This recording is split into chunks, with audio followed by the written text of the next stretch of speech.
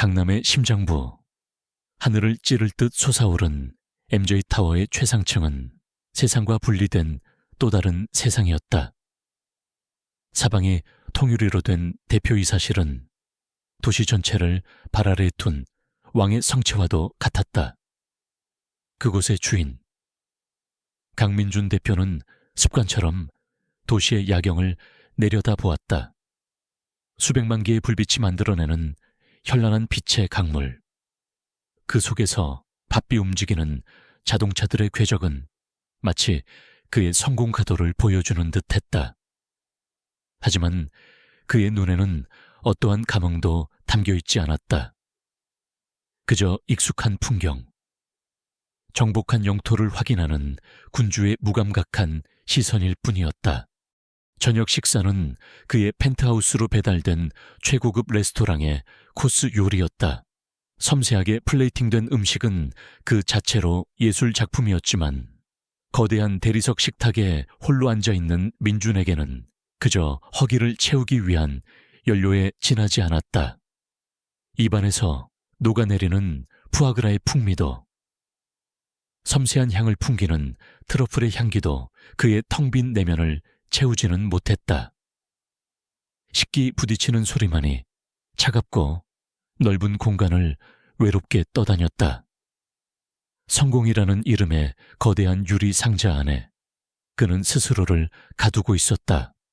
그의 일상은 초단위로 쪼개져 있었고 감정은 가장 비효율적인 사치품으로 분류된 지 오래였다. 아침에 눈을 뜨면 전날의 주가와 실적 보고서가 그를 맞았고 밤에 잠이 들 때면 다음 분기의 목표가 그의 머릿속을 맴돌았다. 사람을 만나는 것은 철저히 비즈니스를 위한 것이었고 미소는 가장 효과적인 협상 도구였다. 그렇게 그는 성공한 젊은 CEO 강민준이라는 완벽한 페르소나를 구축해왔다. 그날 밤도 여느 때와 다르지 않았다. 야근을 마치고 사무실을 나서던 그의 발걸음이 복도 한가운데서 잠시 멈췄다. 야간 청소를 담당하는 나이, 지긋한 아주머니가 무거운 쓰레기 카트를 힘겹게 밀고 있었다. 낡은 카트는 삐걱거리는 비명을 질러댔고 아주머니의 굽은 등과 가쁜 숨소리는 성공의 정점에서 빛나는 MJ타워의 화려함과는 어울리지 않는 이질적인 풍경이었다. 대부분의 사람들은, 아니, 과거의 민준이었다면 무심히 지나쳤을 것이다. 그의 세계에서 보이지 않는 곳에 노동은 당연한 것이었고 그의 시간을 낭비할 가치가 없는 일이었다. 하지만 그 순간 민준은 잠시 멈춰 섰다. 그는 아주머니를 부르거나 직접 돕는 대신 자신의 비서에게 연결된 내부 통신 앱을 열었다. 최 비서. 네, 대표님. 시설관리팀에 연락해서 야간 청소팀 카트 전부 새 것으로 교체해 가볍고 소음 없는 최신형으로. 그리고 오늘 야간 근무자분들, 특히 연세 많으신 분은 바로 퇴근시키고 휴게실에서 쉬시도록 조치해 유급 휴가로 처리하고. 알겠습니다. 바로 처리하겠습니다. 내 이름은 언급하지 말고 시설팀 정기교체 및 복지 개선 차원으로 진행하도록 명심하겠습니다. 대표님. 통신을 끄는 민준은 아무 일 없었다는 듯 다시 걸음을 옮겼다. 그의 선행은 철저히 익명으로 이루어졌다. 칭찬이나 감사를 바란 행동이 아니었다. 그저 그의 완벽하게 통제된 세계 속에서 발견된 하나의 비효율적이고 불편한 요소를 제거하는 과정일 뿐이라고. 그는 스스로에게 그렇게 말했다. 하지만 그의 마음 한구석에서는 아주 미세한, 그 자신도 인지하지 못하는 따뜻한 파문이 일었다. 다음 날 오후, 민주는 수천억 원 규모의 해외 투자 계약서에 서명을 하고 있었다. 만년필이 종이에 다니는 부드러운 소리가 회의실의 정적을 갈랐다. 계약 상대방인 외국인 투자자들은 만족스러운 미소를 지으며 그의 다음 행동을 기다리고 있었다. 서명을 마친 민주는 무의식적으로 오른쪽 손등을 매만졌다. 그의 매끄러운 손등에는 아주 희미하고 작은 흉터가 하나 있었다. 의식하지 않으면 보이지 않을 정도의 옅은 흔적이었다. 그 흉터를 쓸어내리는 순간 그의 뇌리의 번개처럼 한 장면이 스쳐 지나갔다. 어린 시절 흙먼지 날리는 마당에서 넘어져 무릎이 깨졌던 날, 피가 흐르는 상처보다 더 서러웠던 것은 아무도 봐주지 않는다는 외로움이었다. 엉엉 울고 있는 어린 그의 앞에 누군가 다가와 앉았다. 거칠지만 따뜻한 손이 그의 작은 손을 잡아주었다. 그리고 다정한 목소리가 깊게 울렸다. 아이고, 우리 민준이 많이 아팠지. 괜찮아, 괜찮아. 할머니가 호해줄게.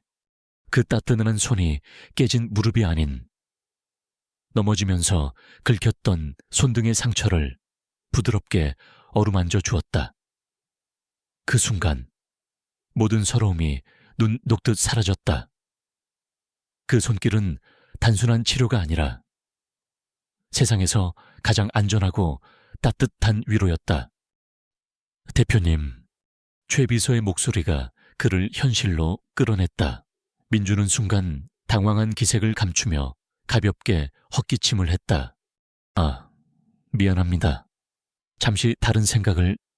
그는 다시 냉철한 CEO의 얼굴로 돌아와 계약서를 투자자에게 건넸다. 악수를 하고 비즈니스적인 미소를 짓고 완벽한 영어로 다음 프로젝트에 대한 비전을 제시했다. 아무도 그의 내면에서 일어난 작은 균열을 눈치채지 못했다. 그 자신조차도 그 기억의 파편을 대수롭지 않게 여겼다. 그저 성공을 향해 달려오는 동안 잊고 있었던 수많은 과거의 한 조각일 뿐이라고. 그에게 유년 시절은 지워버리고 싶은 기억과 성공의 발판이 된 기억, 두 가지로만 나뉘었다. 그 따뜻한 손길의 기억은 그 어디에도 속하지 않는 분류 불가능한 데이터였다. 하지만 그날 이후 민주는 자신도 모르게 손등의 흉터를 매만지는 횟수가 잦아졌다. 차가운 유리병 너머로 도시를 내려다볼 때, 홀로 비싼 저녁을 먹을 때, 침묵이 내려앉은 거대한 펜트하우스에서 잠을 청할 때, 마치 잊고 있던 몸의 일부가 다시 제 존재를 주장하는 것처럼 그 희미한 흉터는 그의 완벽하게 통제된 세계에 아주 작은 균열을 내고 있었다. 그는 아직 알지 못했다. 그 작은 균열이 머지않아 그의 견고한 성벽을 무너뜨릴 거대한 폭풍의 전조라는 것을. 성공의 정점에서 그는 가장 중요한 것을 잃어버렸고, 이제 그 잃어버린 조각이 차가운 도시의 어딘가에서 그를 기다리고 있다는 사실을 강남의 화려한 불빛이 닿지 않는 도시의 한쪽 구석, 거미줄처럼 얽힌 좁은 골목길에 오순자 할머니의 시간이 멈춰 있었다. 금방이라도 쓰러질 듯한 낡은 연립주택의 반지하 방. 문을 열 때마다 끼익 하고 앓는 소리를 내는 낡은 철문 안쪽은 바깥 세상과 단절된 작은 섬이었다. 차가운 시멘트 바닥에서 올라오는 한기가 뼈마디를 시리게 했고, 벽지 곳곳에 피어난 검은 곰팡이는 가난이라는 지울 수 없는 얼룩처럼 보였다. 순자 할머니의 저녁상은 초라하기 그지없었다. 며칠은 묵은 듯한 찬밥 한 덩이와 씌어터진 김치 몇 조각이 전부였다. 그녀는 밥알 하나라도 흘릴세라 조심스럽게 숟가락을 놀렸다.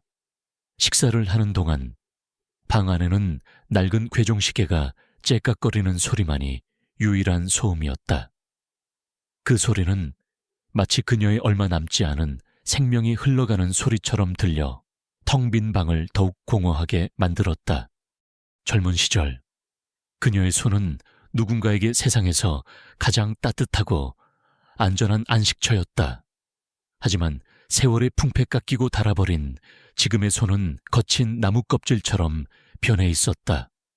그 손으로 그녀는 고된 삶을 꾸역꾸역 버텨내고 있었다. 그때 창문 밖에서 가냘픈 고양이 울음소리가 들려왔다. 요즘 들어 부쩍 자주 찾아오는 길고양이였다. 순자 할머니는 망설임 없이 자신의 밥 한 숟가락을 덜어내 낡은 그릇에 담았다. 그리고는 허리를 굽혀 조심스럽게 창틀 너머로 그릇을 내밀었다. 에고, 이 녀석아, 이것밖에 없어서 어쩌냐. 그래도 이거라도 먹고 기운 차려라. 고양이는 경계심 가득한 눈으로 그녀를 잠시 살피더니 이내 허겁지겁 밥을 먹기 시작했다. 순자 할머니는 그 모습을 보며 희미한 미소를 지었다. 자신의 처지도 팍팍했지만 이 작은 생명에게 온정을 나누는 순간만큼은 마음 한구석이 따뜻해지는 것을 느꼈다. 가진 것이 없어도 나눌 수 있는 것이 있다는 사실이 그녀에게는 작은 위안이었다. 식사를 마친 그녀는 방구석에 놓인 낡은 나무 괴짝으로 다가갔다. 그 안에는 그녀의 유일한 보물들이 잠들어 있었다. 그녀는 조심스럽게 괴짝을 열었다. 가장 위에는 낡고 해진 종이 상자가 하나 있었다. 상자를 여는 그녀의 손길은 마치 성물을 다루듯 경건했다. 상자 안에는 빛바랜 어린이용 스웨터 한 벌과 너덜너 덜해진 만화책 한 권이 들어있었다. 스웨터는 사내 아이의 것으로 지금의 아이들에게는 너무나 촌스러워 보일 디자인이었다. 하지만 순자 할머니는 그 스웨터를 들어 자신의 볼에 부드럽게 비볐다. 그리고는 깊은 향수와 사랑이 담긴 눈으로 만화책을 어루만졌다. 로보트 태권부, 로봇을 좋아하는 그 아이를 위해 큰맘 먹고 사주었던 만화책이었다. 책장 곳곳에는 그 아이가 서툰 글씨로 써놓은 강민준이라는 이름이 적혀 있었다. 할머니, 나 커서 태권브이처럼 될 거예요. 할머니를 지켜줄 거예요. 어린 민준의 낭낭한 목소리가 귓가에 생생하게 울리는 듯했다. 부모의 사랑을 제대로 받지 못하고 외롭게 자라던 아이. 순자 할머니는 그런 민준에게 유모이자 할머니이자 유일한 엄마였다. 민준이 웃으면 세상이 다 환해졌고 민준이 울면 가슴이 미어지는 듯했다. 그 아이를 위해 그녀는 무엇이든 할 수 있었다. 그녀가 아련한 추억에 잠겨 있을 때였다. 쾅, 낡은 철문이 거칠게 열리며 두 개의 그림자가 방 안으로 들이닥쳤다. 그녀의 아들 박철민과 며느리 김지연이었다. 어머니 집에 계셨네. 아들 철민의 목소리에는 안부의 기색이라고는 찾아볼 수 없었다. 그의 눈은 이미 무언가를 찾아 방 안을 탐욕스럽게 훑고 있었다. 며느리 지연은 경멸이 가득한 표정으로 곰팡이가 핀 벽지를 쳐다보며 코를 막았다. 철민아, 웬일이냐? 순자 할머니는 황급히 보물 상자를 닫으며 자리에서 일어났다. 웬일은요? 어머니가 전화를 안 받으시잖아요. 돈은 구하셨어요. 철민이 다짜고짜 본론을 꺼냈다. 그의 얼굴에는 도박빚에 쪼들리는 자의 초조함과 비굴함이 뒤섞여 있었다. 내게 무슨 돈이 있겠니? 하루 벌어 하루 먹고 사는 형편인 거 알잖니? 순자 할머니의 목소리가 기어들어갔다. 아, 정말 답답하시네. 철민이 신경질적으로 머리를 헝클어뜨렸다. 어머니, 지금 우리 길바닥에 나앉게 생겼어요. 사채업자들이 집까지 찾아온단 말이에요. 제발 이번 한 번만 도와주세요. 내가 널 어떻게 더 돕니? 너한테 들어간 돈이 얼만데. 어머님, 저희도 이렇게 살고 싶어서 사는 거 아니에요. 옆에 있던 며느리 지연이 날카롭게 쏘아붙였다. 다 어머님 아드님이 사업한다고 큰소리 뻥뻥 치다가 이렇게 된 거잖아요. 어머님이 책임지셔야죠. 그들의 대화에는 어머니에 대한 존경이나 걱정은 한 톨도 없었다. 오직 돈뿐이었다. 순자 할머니는 가슴이 무너져 내리는 것을 느꼈다. 저 아들을 위해, 며느리를 위해 평생을 바쳤다.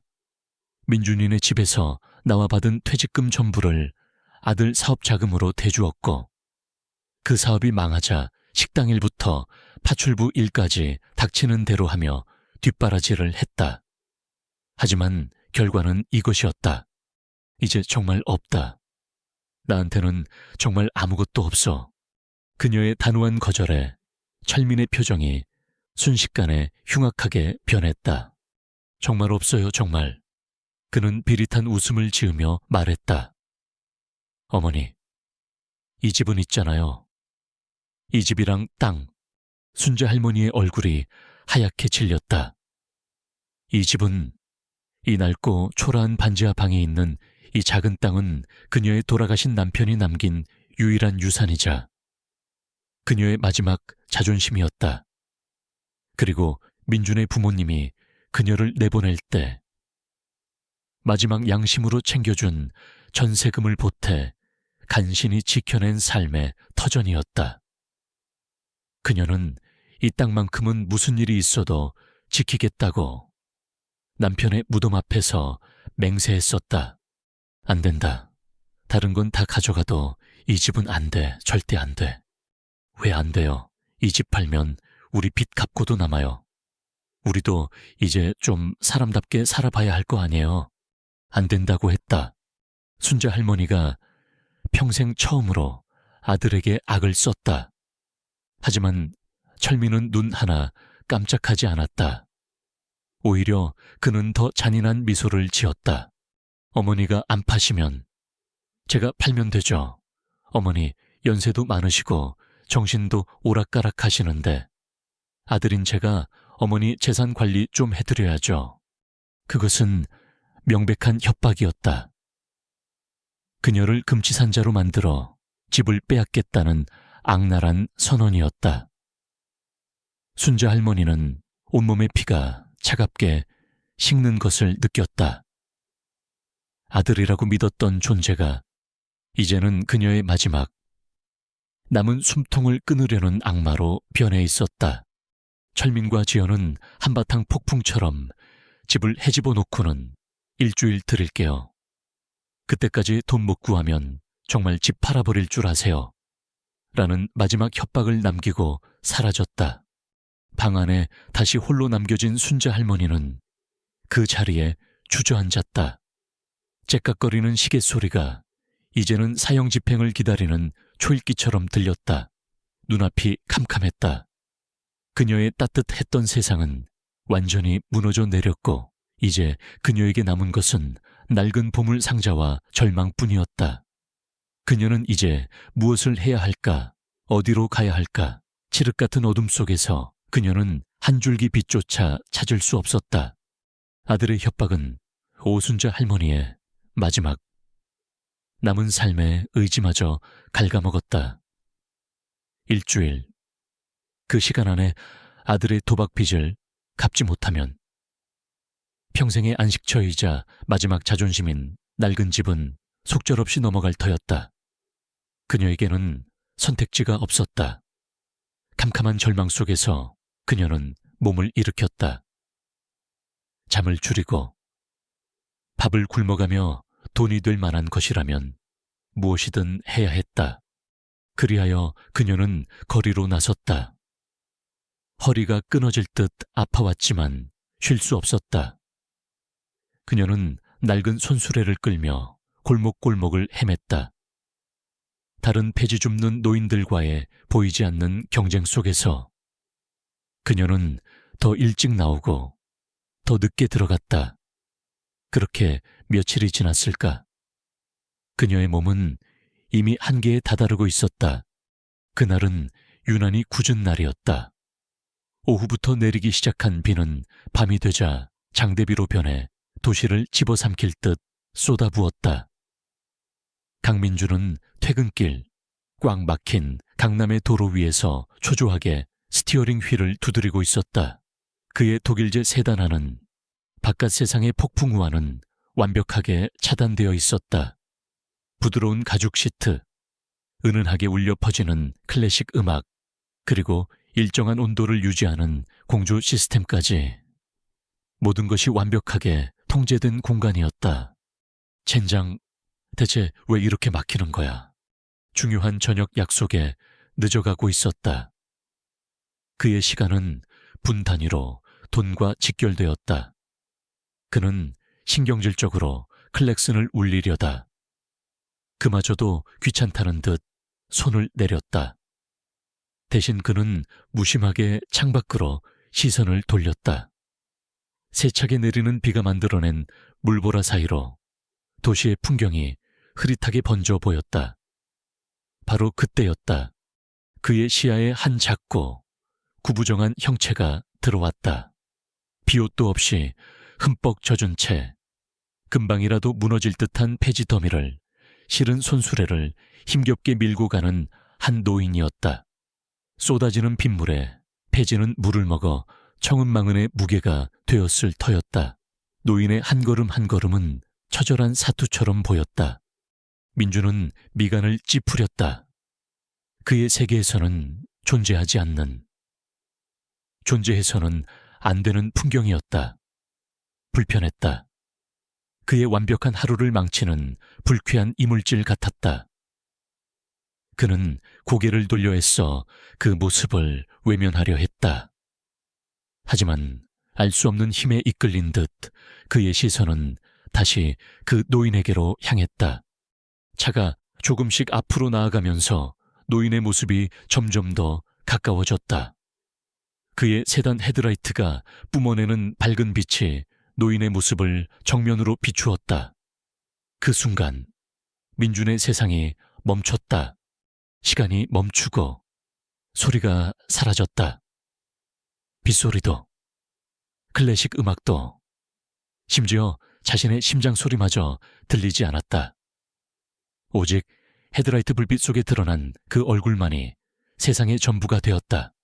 깊게 팬 주름, 흠뻑 젖어 얼굴에 달라붙은 희끗희끗한 머리카락, 삶의 무게에 짓눌려 모든 것을 체념한 듯한 그 표정.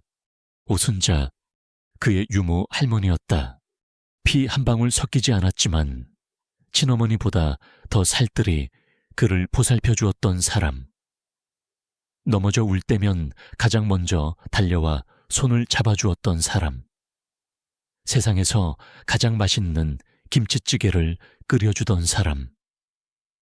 그가 태권브이가 되어 할머니를 지켜주겠다고 말했을 때 세상을 다 가진 듯 환하게 웃어주었던 사람.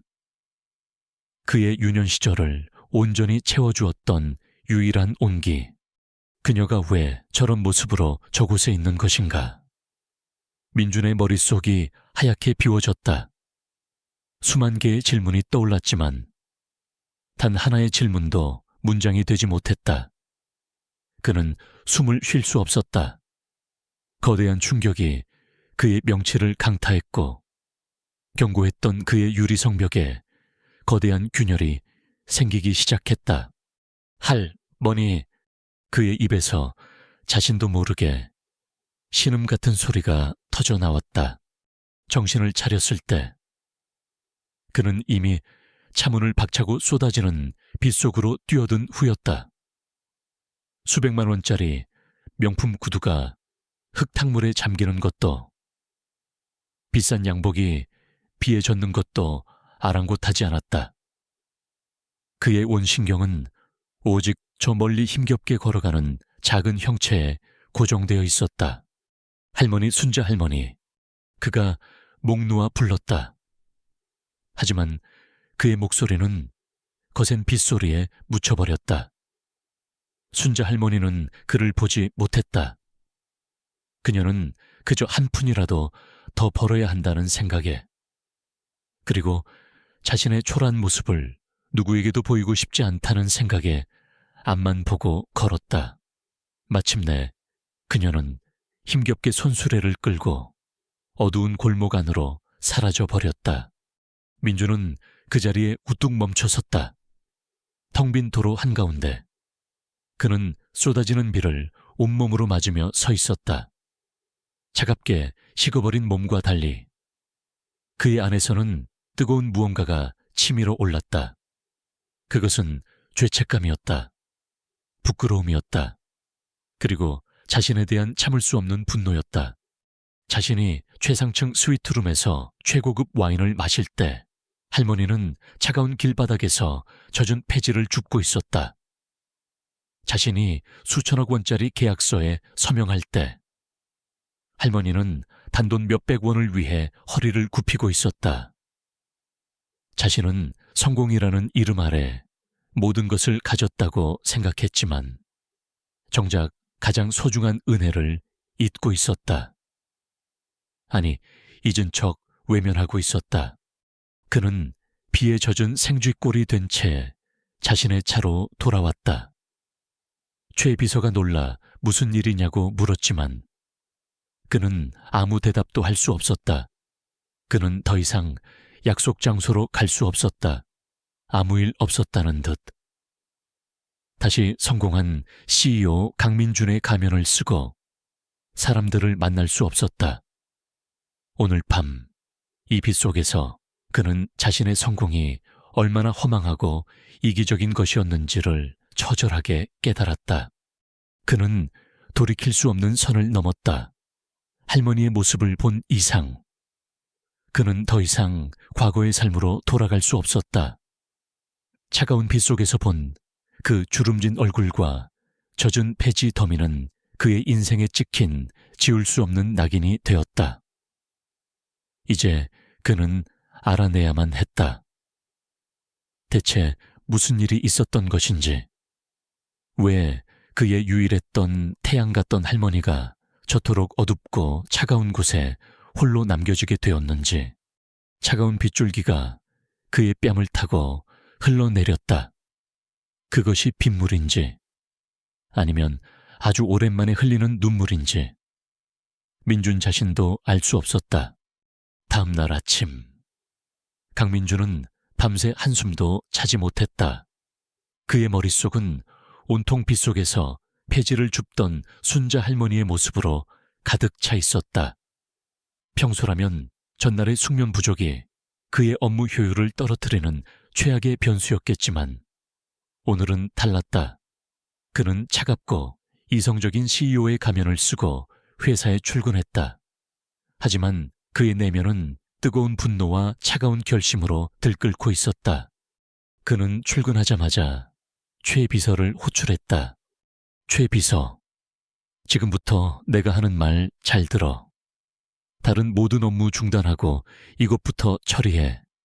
최 비서는 대표의 싸늘한 표정과 단호한 목소리에 바짝 긴장했다. 지난 몇 년간 그를 보좌하면서 이런 모습은 처음이었다. 어젯밤 내가 본 분의 신원을 파악해야겠어. 이름은 오순자. 연세는 아마 70대 후반에서 80대 초반. 현재 거주지와 가족 관계, 특히 아들과 며느리에 대한 모든 정보를 알아내. 재산 상태, 부채 내역, 주변 평판까지 샅샅이 먼지 하나 남기지 말고 전부 다. 민주는 순자 할머니의 이름을 입에 올리는 것만으로도 목이 메는 것을 느꼈다. 그는 할머니의 초라한 행사액을 묘사하는 대신 최대한 사무적인 어조를 유지하려 애썼다.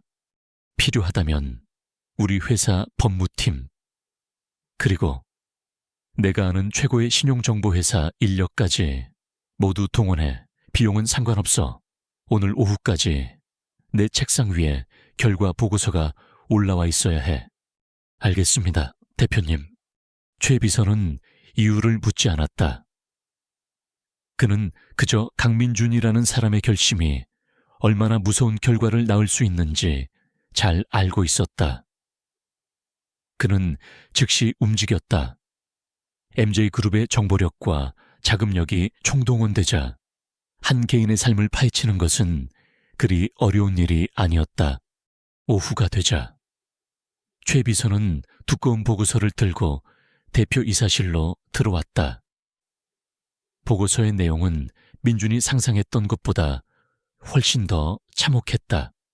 오순자 할머니는 낡은 반지하 방에서 홀로 살고 있었고, 유일한 가족인 아들 박철민은 상습적인 도박 중독자였다.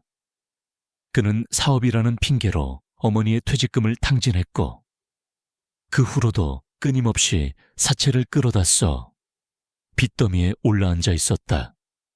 며느리 김지연은 허영심이 강해 남편의 무능을 어머니에게 전가하며 구박하기 일쑤였다. 보고서에는 그들이 최근 순자 할머니의 유일한 재산인 집을 담보로 불법 사채까지 손을 댔다는 내용과 할머니 명의를 도용해 대출을 받으려 한 정황까지 상세히 기록되어 있었다. 할머니가 폐지를 줍는 것은 단순히 생계를 위해서가 아니었다. 아들이 저지른 빚의 구렁텅이를 필사적으로 막아보려는 마지막 몸부림이었던 것이다. 민주는 보고서를 읽는 내내 입술을 깨물었다. 종이를 쥔 손이 분노로 부들부들 떨렸다. 그의 할머니가, 그의 유일했던 따뜻한 기억이 저런 인간 쓰레기 같은 아들 밑에서 평생을 고통받고 있었다. 그는 더 이상 참을 수 없었다. 그는 박철민에게 연락을 취했다. 자신을 오순자 할머님의 옛 지인이라고만 소개하고 할머니를 돕고 싶으니 잠시 만나자고 제안했다.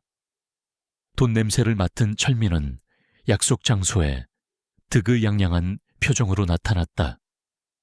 허름한 동네 카페였다. 철민은 민준의 말쑥한 옷차림과 고급 시계를 훑어보더니 속으로 쾌재를 불렀다. 호구가 제대로 걸렸구나. 그래서 우리 어머니랑은 어떤 사이신데 이렇게 나서시는 겁니까? 철민이 다리를 꼬고 거들먹거리며 물었다. 민주는 치밀어 오르는 분노를 억누르며 차분하게 말했다. 어르신께서 고생하시는 것 같아 조금이나마 도움을 드리고 싶습니다. 우선 급한 빚부터 해결해 드리고 싶은데 빚이요. 철민은 기다렸다는 듯이 말했다. 우리 어머니가 고생하시는 게 다 제 사업빚 때문이라 마음이 아프셨나 보네. 사실 얼마 안 됩니다. 한 5억 정도. 그것만 해결해 주시면 우리 어머니 더 이상 폐지 같은 거 안 주셔도 되는데. 그는 뻔뻔하게 거짓말을 했다. 실제 그의 빚은 그보다 훨씬 적었지만 이 기회에 한몫 단단히 챙길 생각이었다. 민주는 그의 속셈을 훤히 꿰뚫어 보고 있었다. 하지만 그는 아직 자신의 정체를 드러낼 때가 아니라고 판단했다. 알겠습니다. 5억 원. 하지만 그 돈을 드리기 전에 몇 가지 조건이 있습니다. 다시는 어르신께 손을 벌리지 않겠다는 각서를. 하하하. 철민이 민준의 말을 끊고 큰 소리로 웃었다. 지금 나랑 장난하자는 겁니까? 어디서 굴러먹던 양반인지는 모르겠지만 내가 그 어머니 아들이요. 부모 자식 간의 일에 이래라 저래라 할 자격이 당신한테는 없다고. 돈 주기 싫으면 그냥 꺼지셔. 괜히 사람 시간 뺏지 말고. 철민의 태도가 점점 더 오만해지는 순간 민준의 눈빛이 차갑게 변했다. 그의 목소리에서 온기가 완전히 사라졌다. 박철민 씨, 42세. 무직. 전과 3범. 현재 제1금융권 부채 8천만 원, 카드론 3,500만 원. 그 외 스타파이낸스를 포함한 불법 사채 4건, 총 1억 2천만 원.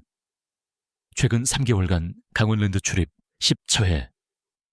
총 손실액 6천만 원 추정. 민주는 보고서의 내용을 막힘없이, 감정 없이 읊조렸다. 철민의 얼굴에서 웃음기가 사라지고 당혹감이 번져나갔다. 뭐야, 당신 내 뒷조사했어. 그리고 지난주 어머니 오순자 씨 명의를 도용해 드림 캐피탈에서 3천만 원 대출을 시도했더군요. 사문서 위조, 명백한 범죄입니다. 민준이 말을 이었다. 어머니 소유의 주택을 담보로 한 불법 담보 계약서 사본도 제가 가지고 있습니다. 이자율이 연 120%더군요. 이것들 전부 검찰에 넘기면 박철민 씨는 최소 5년은 교도소에서 보내게 될 겁니다. 아, 탈세 혐의는 아직 계산도 안 했군요. 민주는 더 이상 옛 지인이 아니었다. 그는 박철민의 인생을 단 한 통의 전화로 파멸시킬 수 있는 절대적인 권력자의 얼굴을 하고 있었다. 철민은 완전히 겁에 질렸다. 그의 얼굴은 하얗게 질렸고 온몸을 사시나무 떨듯 떨었다. 오만했던 기세는 온데간데 없었다. 또 누구야, 당신 대체 누구냐고. 민주는 자리에서 일어났다.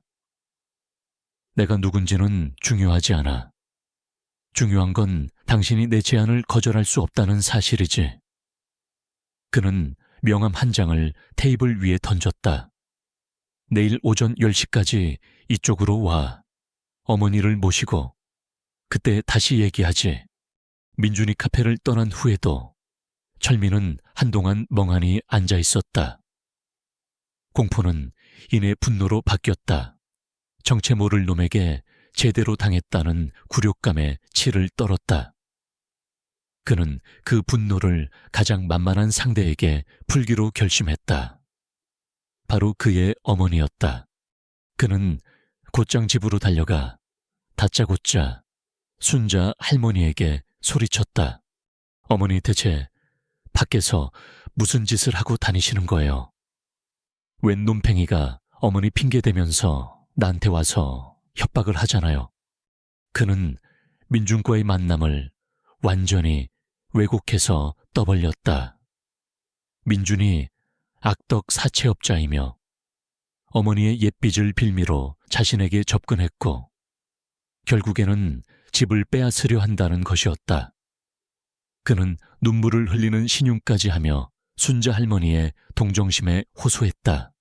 그놈이 우리 집을 노리고 있어요. 어머니, 우리가 힘을 합쳐서 그놈을 막아야 해요. 어머니, 절대 그놈 말 믿으시면 안 돼요. 평생 아들 말이라면 밭으로 메주를 쓴다 해도 믿었던 순자 할머니였다. 그녀는 아들의 거짓말에 완전히 속아 넘어갔다. 자신을 도우려던 옛 지인이 사실은 집을 빼앗으려는 악당이라는 말에 그녀의 마음속에는 민준에 대한 공포와 의심이 싹트기 시작했다. 그녀는 내일 민준을 만나는 것이 몹시 두려워졌다. 다음 날 오전 10시 MJ그룹의 웅장한 로비는 박철민과 오순자 할머니에게 위압감을 주기에 충분했다. 평생 이런 곳에 와본 적 없는 순자 할머니는 아들의 팔을 꼭 붙잡은 채 잔뜩 주눅이 들어 있었다. 반면 철민은 겉으로는 두려움을 감추고 있었지만 그의 눈은 탐욕과 질투로 번들거렸다. 그는 민준의 명함에 적힌 MJ그룹 대표이사 강민준이라는 글자를 보고 밤새 잠을 설쳤다.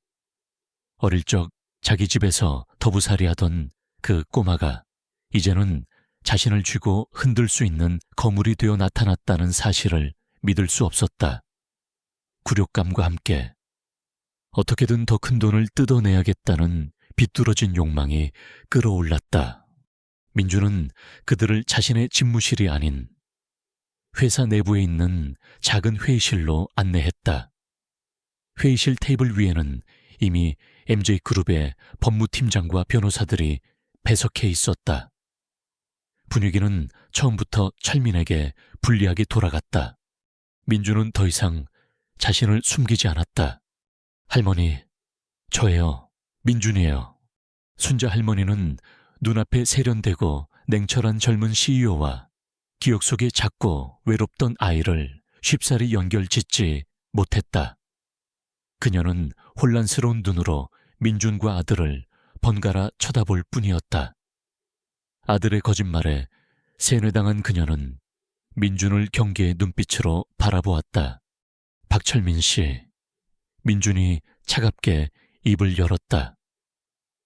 어머님의 모든 빚, 내가 대신 갚아주겠습니다.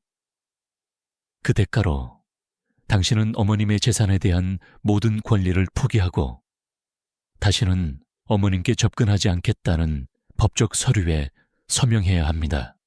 뭐라고 철민이 발끈했다. 당신이 뭔데 우리 가족 일에 끼어들어.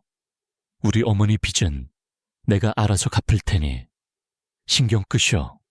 알아서 갚는다는 게 어머니 집을 팔아서 갚겠다는 겁니까? 민준의 변호사가 날카롭게 파고들었다. 이미 박철민 씨가 어머님 명의를 도용하여 불법적으로 주택 매매 계약을 진행하려 한 정황 증거를 저희가 모두 확보했습니다. 변호사가 서류 뭉치를 테이블 위에 올려놓자 철민의 얼굴이 하얗게 질렸다. 하지만 그는 이내 마지막 발악을 했다. 이건 우리 어머니가 허락한 일이야. 그렇죠. 엄마, 그가 순자 할머니의 팔을 거칠게 잡아 끌었다. 엄마가 나한테 집 팔아서 빚 갚으라고 했잖아요. 이 사람들이 엄마를 속이고 집을 빼앗으려는 거라고. 어서 말해요. 순자 할머니는 아들의 협박과 민준의 알 수 없는 진심 사이에서 어쩔 줄 몰라 했다. 그녀는 그저 모르겠다. 나는 아무것도 모르겠다. 라는 말만 되풀이하며 고개를 저었다. 결국 협상은 결렬되었다. 철민은 두고 보자며 할머니를 끌고 회의실을 뛰쳐나갔다. 민주는 깊은 무력감에 휩싸였다. 그는 최고의 변호인단을 꾸리고 돈으로 모든 것을 해결할 수 있었다. 하지만 순자 할머니의 다친 마음을 여는 것은 그의 능력 밖의 일이었다. 할머니가 스스로 아들의 실체를 깨닫고 그의 손을 잡지 않는 한 이 싸움은 이길 수 없었다. 며칠 후 민준의 우려는 현실이 되었다. 박철민은 변호사를 선임해 법원에 오순자 할머니에 대한 성년 후견 개시 심판을 청구했다. 어머니가 고령과 치매 증상으로 정상적인 판단을 할 수 없으니 아들인 자신이 법정 후견인이 되어 재산을 관리하겠다는 주장이었다. 그것은 합법적인 방법으로 어머니의 집을 빼앗기 위한 교활한 수법이었다. 법정은 이 싸움의 상징적인 투기장이 되었다. 한쪽에는 MJ그룹의 막강한 법무팀과 강민준이, 다른 한쪽에는 뻔뻔한 아들 박철민과 그의 탐욕스러운 변호사가 섰다. 그리고 그 가운데 오순자 할머니가 피고인이자 가장 중요한 증인으로 앉아 있었다. 민준은 외로웠다. 그의 곁에는 수많은 전문가들이 있었지만 정작 가장 중요한 순자 할머니의 마음은 얻지 못했다. 할머니는 법정에서도 아들의 눈치를 보며 불안에 떨었다. 민준이 준비한 최고급 요양시설이나 전문 간병인에 대한 제안도, 철민의 변호사에 의해 노모를 유인하여 재산을 가로채려는 수법으로 매도되었다. 시간이 없었다. 재판은 단 일주일 후에 열릴 예정이었다. 그 안에 박철민의 주장을 뒤엎을 결정적인 증거, 즉 순자 할머니가 온전한 정신을 가지고 있으며 아들에게 속고 있다는 것을 증명해야 했다. 민주는 법적인 싸움과 동시에 다른 싸움을 시작했다. 그는 할머니의 마음을 되돌리기 위해 지난 며칠간 잠도 자지 않고 무언가를 준비했다. 그는 최 비서를 시켜 수소문 끝에 과거 순자 할머니가 일했던 동네 이웃들과 연락을 취했다. 그리고 할머니의 지난 삶의 흔적들을 하나하나 모으기 시작했다. 재판 당일 법정의 공기는 팽팽한 긴장감으로 가득했다. 철민의 변호사는 위조된 진단서와 이웃들의 거짓 증언을 내세우며 순자 할머니가 치매 상태라고 몰아붙였다. 존경하는 재판장님, 증인은 아들의 이름조차 제대로 기억하지 못하며 과거와 현재를 혼동하는 등 심각한 인지 능력 저하를 보이고 있습니다. 이런 상태의 어르신에게 재산 관리 능력이 있다고 볼 수 없습니다. 상황은 민준에게 불리하게 돌아갔다. 순자 할머니는 잔뜩 겁에 질려 변호사의 질문에 제대로 대답하지 못했다. 판사의 표정도 점점 굳어갔다. 바로 그때 민준의 변호사가 조용히 일어섰다. 재판장님, 저희 측 증거를 제출하겠습니다. 변호사는 서류 대신 작은 스크린을 법정 중앙에 설치했다. 그리고 영상 하나를 재생했다. 영상에는 순자 할머니의 옛 이웃들이 등장했다. 그들은 하나같이 할머니가 얼마나 정이 많고 현명한 사람이었는지, 비록 가난했지만 동네의 어려운 일을, 그냥 지나치지 못했던 지난날의 일화들을 증언했다. 영상 속의 할머니는 초라했지만 그 눈빛은 총명하고 따뜻했다. 그리고 영상의 마지막 뜻밖의 인물이 등장했다. MJ그룹의 청소 노동자였다. 얼마 전 민준이 익명으로 도움을 주었던 바로 그 사람이었다. 저는 강 대표님을 잘 모릅니다. 하지만 그분이 어떤 분인지는 압니다. 저희 같은 늙은이들의 고충을 그냥 지나치지 않고 남몰래 저희 청소 카트를 전부 새 것으로 바꿔주신 분입니다. 그런 분이 어르신을 해코지할 리가 없습니다. 법정은 술렁이기 시작했다. 철민의 얼굴은 점차 굳어갔다. 하지만 이것은 시작에 불과했다. 민주는 자리에서 일어나 순자 할머니에게 다가갔다. 그리고는 자신의 손등에 있는 작은 흉터를 보여주었다. 할머니, 이거 기억나세요? 제가 어릴 때 넘어져서 다쳤던 상처예요. 그때 할머니가 제 손을 잡고 괜찮다고, 흉터는 더 강해지라는 표시라고 말씀해 주셨어요. 그의 목소리는 떨리고 있었지만 진심이 담겨 있었다. 저는 그 말씀을 잊지 않았어요. 하지만 저는 더 강해지는 대신 이 상처를 잊고 살았어요. 할머니의 따뜻했던 손길도, 저를 위해 헌신했던 시간도 모두 잊고 저 혼자 잘 먹고 잘 사는 데만 급급했어요. 죄송해요. 할머니, 너무 늦게 와서 정말 죄송해요. 민주는 순자 할머니 앞에 무릎을 꿇었다. 그의 눈에서 뜨거운 눈물이 흘러내렸다. 성공의 정점에서 단 한 번도 보인 적 없었던 차가운 CEO에 가면 뒤에 숨겨져 있던 한 남자의 진심 어린 눈물이었다. 그 순간 닫혀있던 순자 할머니의 마음의 빗장이 무너져 내렸다. 그녀의 흐릿했던 눈이 총기를 되찾았다. 그녀는 떨리는 손을 들어 민준의 얼굴을 어루만졌다. 그녀의 눈에서도 눈물이 하염없이 흘렀다. 민준아, 우리 강아지 맞구나. 그녀는 더 이상 아들의 눈치를 보지 않았다. 그녀는 자신의 진짜 아들이 누구였는지를, 그리고 자신을 진정으로 위하는 사람이 누구인지를 깨달았다. 시련의 시간은 길었지만 진심은 결국 통했다. 가장 결정적인 증거는 법률 서류나 영상이 아니었다.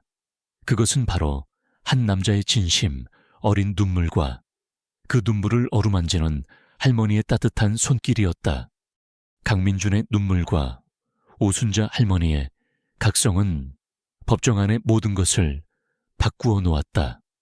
그것은 단순한 감정의 폭발이 아니라 거짓으로 쌓아 올린 성벽을 무너뜨리는 진실의 거대한 파도였다.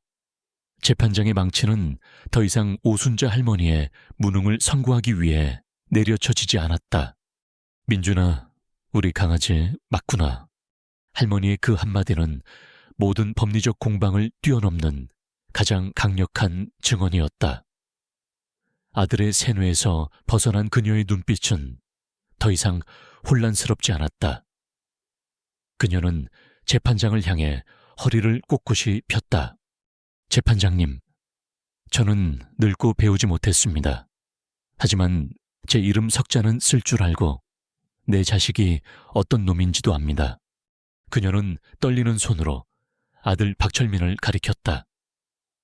저 아이는 제 아들이 맞습니다. 하지만 제 아들이 아니기도 합니다. 제가 가르친 것은 정직과 성실이었는데 저 아이는 거짓과 탐욕만 배웠습니다. 제 집을 팔아 도박 빚을 갚으려 한 것도 사실이고 저를 정신 나간 늙은이로 만들어 제 재산을 가로채려 한 것도 사실입니다. 그녀의 담담한 고백은 비수처럼 박철민의 심장에 꽂혔다. 바로 그때 민준의 변호사가 결정타를 날렸다. 재판장님, 피고인의 증언을 뒷받침할 추가 증거입니다. 그는 최 비서가 재판 직전 극적으로 손에 넣은 서류를 제출했다. 박철민이 어머니의 인감도장을 훔쳐 스타파이낸스와 맺은 불법주택 담보대출 계약서 원본이었다. 거기에는 순자 할머니의 이름 옆에 찍힌 어설픈 도장 자국과 함께 연 120%라는 살인적인 이자율이 명시되어 있었다. 모든 것이 끝났다. 재판장은 박철민에게 사기, 사문서 위조 및 동행사죄, 존속 협박 혐의를 적용하여 법정 구속을 명령했다. 법정 경위들이 다가와 철민의 팔에 차가운 수갑을 채웠다. 어머니, 제가 잘못했어요. 한 번만 용서해 주세요. 철민은 그제야 눈물 콧물을 흘리며 애원했지만 이미 늦었다. 그의 탐욕은 그 자신을 집어삼켰다. 방청석에 앉아있던 며느리 김지연은 그 자리에 주저앉아 통곡했다. 그녀는 남편이 끌려나가는 것을 망견자실하게 바라보다가 이내 순자 할머니 앞으로 기어와 용서를 빌었다. 어머님, 제가 죽을 죄를 지었어요. 제가 다 잘못했어요. 제발 용서해 주세요. 어머님, 순자 할머니는 아무 말 없이 며느리의 등을 내려다보았다. 그녀의 눈에는 미움이나 원망 대신 깊은 연민과 슬픔이 어려 있었다. 법정에서의 소란이 끝나고 민주는 할머니의 손을 꼭 잡고 밖으로 나왔다. 수많은 기자들이 그들을 둘러쌌지만 민주는 최 비서와 경호원들의 도움으로 할머니를 안전하게 자신의 채에 태웠다. 민주는 할머니를 자신의 펜트하우스로 모셨다. 평생 그런 호화로운 곳을 본 적 없는 할머니는 어색해했지만 민주는 따뜻한 음식을 차려드리고 푹신한 침대를 내어드리며 극진히 보살폈다. 며칠 후 할머니의 건강이 어느 정도 회복되자 민주는 그녀를 모시고 낡은 반지하 집으로 향했다. 할머니, 이 집은 이제 안전해요. 아무도 빼앗아갈 수 없어요. 민주는 할머니의 집을 사들여 그녀의 명의로 다시 등기를 마쳤다. 그리고 그는 단순히 빚을 갚아주는 것에서 그치지 않았다. 그는 도시에서 가장 실력 있는 건축가와 인테리어 디자이너를 고용했다. 곰팡이 슬고 물이 새던 낡은 반지하 집은 몇 달간의 공사 끝에 햇살이 가득 들어오는 밝고 따뜻한 보금자리로 다시 태어났다. 민주는 거기서 멈추지 않았다. 그는 할머니의 집 옆에 있던 낡은 상가 건물까지 사들였다. 여긴 뭐 하려고 샀니? 할머니가 묻자 민주는 미소를 지으며 답했다. 할머니를 위한 선물이에요. 1년 후 그 자리에는 순잔의 집이라는 이름의 아담하고 예쁜 3층 건물이 들어섰다. 그곳은 자식들에게 버림받거나 홀로 외롭게 지내는 노인들을 위한 주간 보호 센터였다. 어르신들이 함께 모여 식사를 하고 이야기를 나누고 다양한 여가 프로그램을 즐길 수 있는 따뜻한 공간이었다. 민주는 오순자 복지재단을 설립하고 순자 할머니를 그곳의 명예이사장으로 추대했다. 어느 화창한 오후, 민주는 순잔의 집 뜰에 앉아 할머니와 함께 조용한 시간을 보내고 있었다. 할머니는 이제 더 이상 폐지를 줍지 않았다.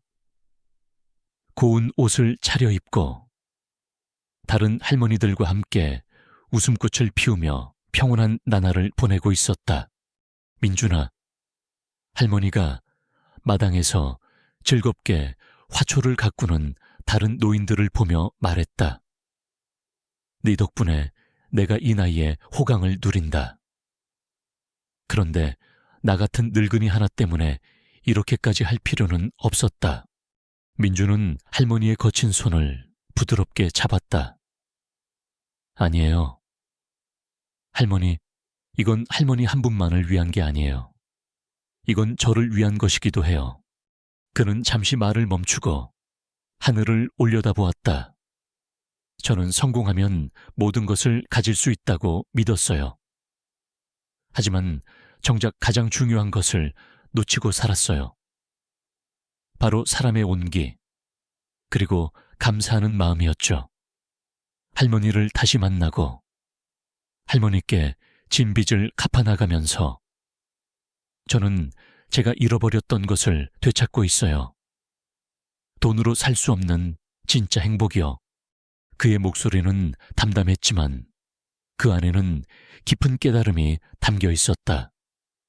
그는 더 이상 성공이라는 유리벽 안에 갇힌 외로운 CEO가 아니었다. 그는 차가운 세상 속에서 따뜻한 손을 내밀 줄 아는 한 사람의 인간으로 거듭나고 있었다. 순자 할머니는 그런 민준을 말없이 바라보았다. 그녀의 눈가에 다시 이슬이 맺혔다. 하지만 그것은 더 이상 슬픔의 눈물이 아니었다. 자랑스러움과 고마움, 그리고 깊은 사랑이 담긴 행복의 눈물이었다.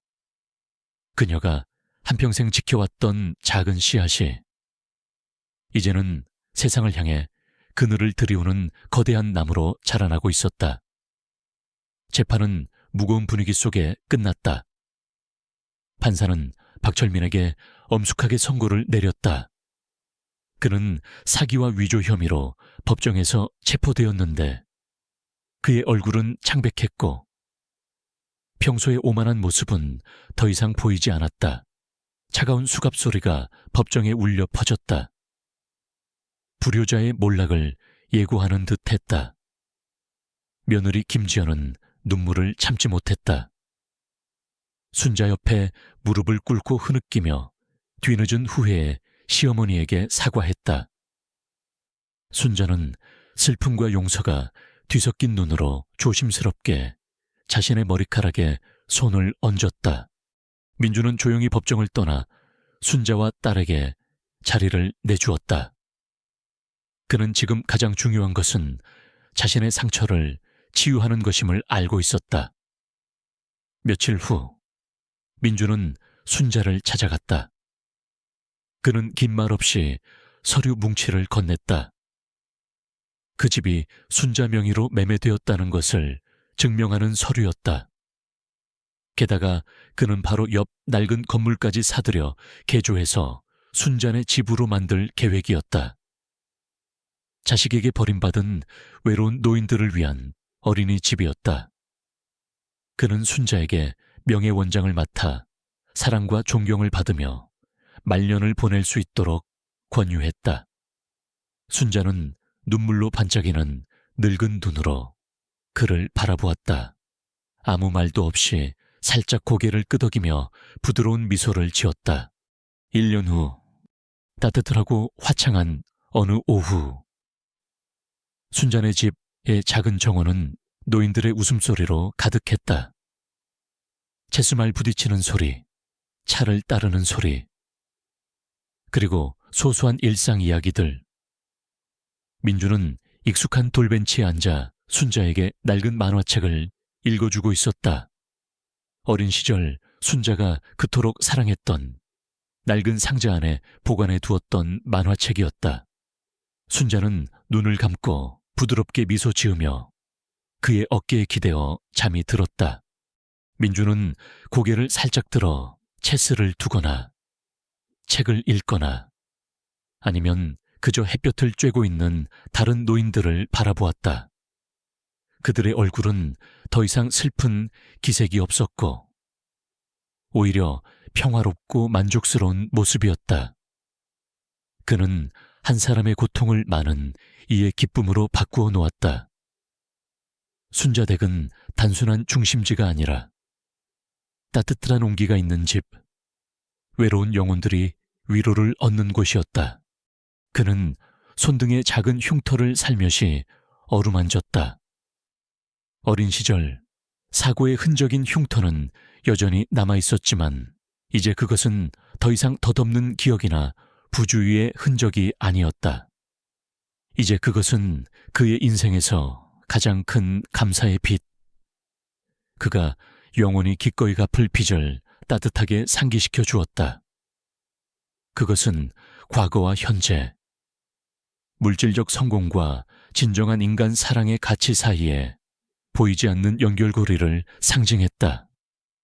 바쁘게 돌아가는 삶 속에서 그는 $1,000,000짜리 계약이 아니라 그를 사랑하기 위해 평생을 바친 여인의 평화로운 미소에서 진정한 행복의 의미를 찾았다.